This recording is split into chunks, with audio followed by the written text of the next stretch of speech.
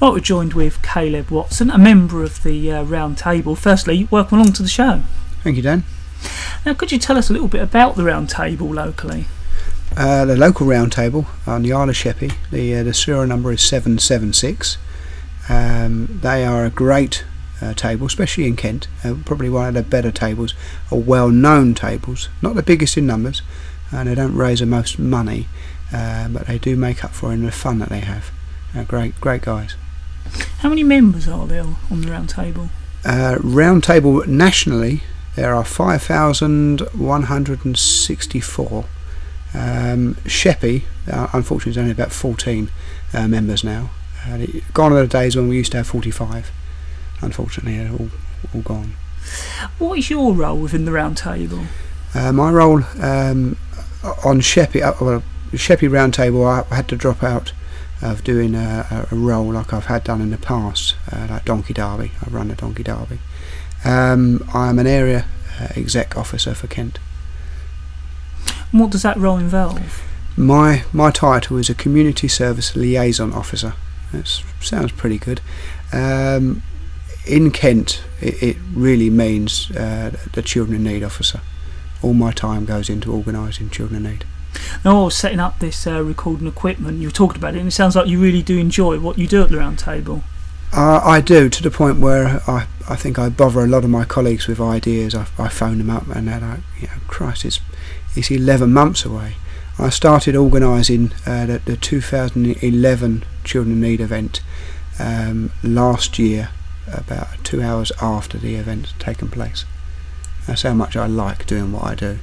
I constantly phone the BBC up with ideas. I've got a great working relationship with the marketing manager, Louise, and we've got some really good ideas, some really big ideas that will put Round Table connected with Children in Need on the map. It's going to be a good year, I hope.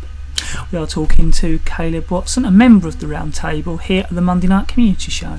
We're talking to Caleb Watson here at the Monday Night Community Show, a member of the Round Table. Now, I know you wanted to talk about children in need. Right. What would you like to know about what went on? We'll start about, I suppose, what happened last year. Right. Let's keep it nice and local. Sheppey Round Table, year in, year out, man this event quite strongly, including honorary members, sort of the old wrinkly ones come along and join in the fun. In fact, they're probably some of the better, more fun guys to be around. Last year, unfortunately, they didn't beat their record. They were always the top collecting table. Bearsted Round Table were the top one, and Sheppey come fourth, very close fourth. The top three were very close, and Sheppey raised £4,420 in just one morning, standing on 2 stations in London. What's it like to be involved on the day? Usually for me, I used to get up with the lads, get on the train and do the collection, and around about 1 o'clock we'd go off down to the bar and have a bite to eat. For me this year, I woke up at 4:30 in the morning, 5 o'clock, and started getting ready for the event. My day consisted of running around, making sure all the banners, all the buckets went out to the different tables. If there was any problems, we had problems on one of the stations where they had too much money, right. And it was, we need extra buckets to go out. The end of my shift consisted of going to the BBC about 9 o'clock in the evening, putting all the money through the coin style machine. Kent Round Table, or Area 16 should I say, raised over £40,000 in one day, the biggest collecting area in the whole of England. It's very proud to be part of this great event. The emotional roller coaster in the evening, I was told that I would feel washed out, like you wouldn't believe. At 1:30 in the morning, I got to hand a cheque to Terry Wogan, and then I felt absolutely washed out, as if all the life had washed through me. The adrenaline had run out, but it was a wonderful feeling up until then. It was a really good show. Everybody should at least try and have a go, if you know what I mean. Now, I understand the planning for this year really started straight after last year. It did. As I was standing by the coin machine, putting these vast quantities of coins, and it was sort of back-breaking getting them out of the car. I come up with a couple of ideas, to which I'm putting into into motion now.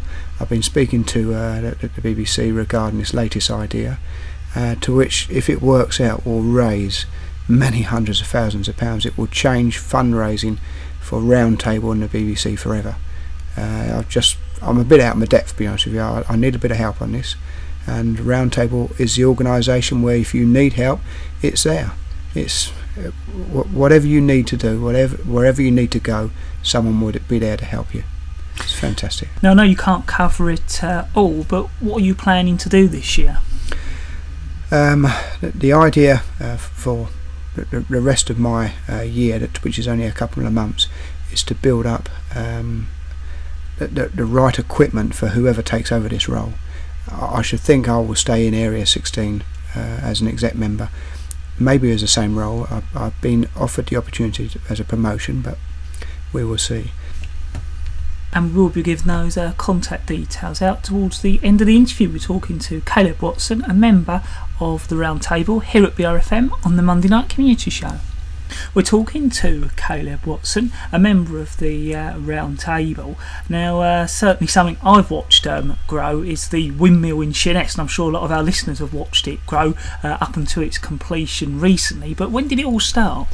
It started towards the end of 2006 when I started clearing the site, and it was just a complete shell. There was a few big, slightly burnt out beams, and just lots of building rubble. I was going to say, I sort of remember a kind of a brick shell that was about. That's all it was, 21 inches thick, really beautiful red bricks on the inside, hard and baked yellow stocks on the outside, and a date stone that you couldn't really read, to which we've managed to get it recut, and it says Jackson 1813, the original owner of the windmill. Has it been a difficult process? And it's been an emotional roller coaster. I never realised, and if I knew at the time, would I have still done it? Probably. It has cost a lot more than we thought it would do. The actual design of the building is octagonal. You do one job and then you do it another 8 times, so it was also extremely boring. I loved the project, and I'm glad it's over, to be honest with you.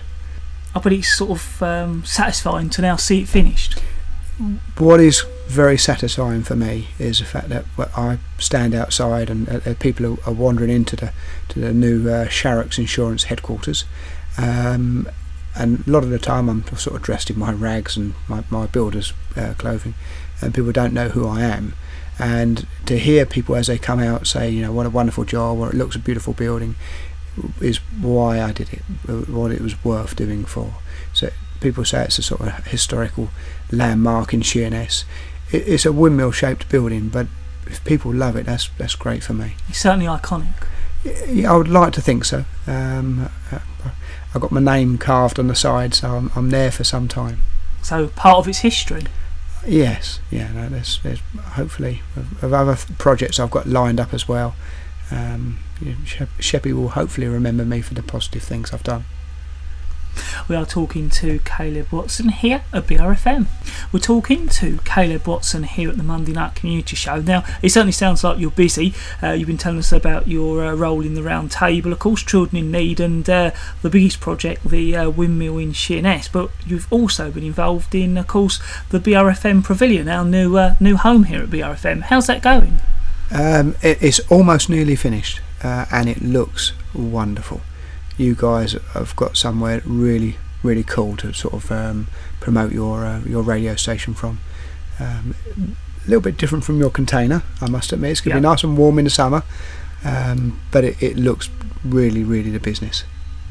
Has it been a sort of an exciting project or a nice project to achieve? It has been. I've been very lucky. I've been sort of project managing it. The real star of the show is your Julie. Yeah. Julie Nichols. She's the one that's held it together. You guys are really lucky to have someone like that working with you.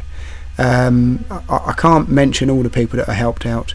It's been just a really big team effort. Local companies as well have supported with materials and funding. It's taken a lot longer than we thought it would, just purely for the fact that you've got lots of people giving their spare time, Yeah. and nowadays people don't have a lot of spare time. But the actual building itself is, I think, quite a stunning looking building. To your listeners that don't know where it is, it's right by the sports centre in Sheerness, in between the sports centre and the swimming pool.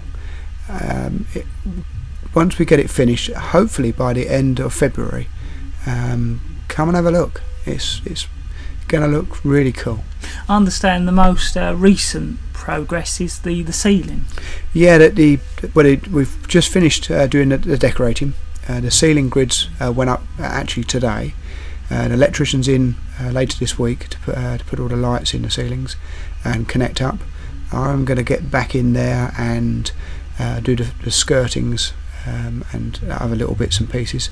Mark Potter and his band of merry men will be down there mending the roof, and they've been doing a lot of work down there, so good old Mark.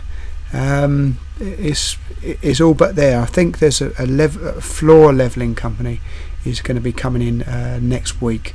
The actual floor itself is a little bit uneven, and it wouldn't be very good for people to walk around, so that'll be levelled, and then it's a case of a second coat of paint and carpet, and then you lot move in. What useful contact details do you have for us? Well, I'm contact details for me. That I want to keep that as a closely guarded secret. I don't want any more work to do. But regarding, we'll go back to my round table that I belong to. I didn't want to grow old and look back at my life and think that I'd done and achieved nothing. So if you're between the ages of 18 and 45, and you want to travel, you can travel anywhere in the world with Round Table. I've only done it locally in Europe. I've got colleagues in you name it, friends of mine in Scandinavia. It's just give it a go. Find time, change your life for the better. Regarding email address, I forgot it, but I'll email it to you, and hopefully you can give it to your listeners. I'll certainly put it on the web as well. Yeah, we're Sheppey Round Table meet at Minster Club, at Ray Seeger's club in Minster, and he would, I'm sure, if you was to say where did that horrible lot hang out, he would say in the room next door. So come and find us. Caleb, thank you very much for speaking to us. You're more than welcome. Thanks, Dan. That's Caleb Watson talking to us here at the Monday Night Community Show.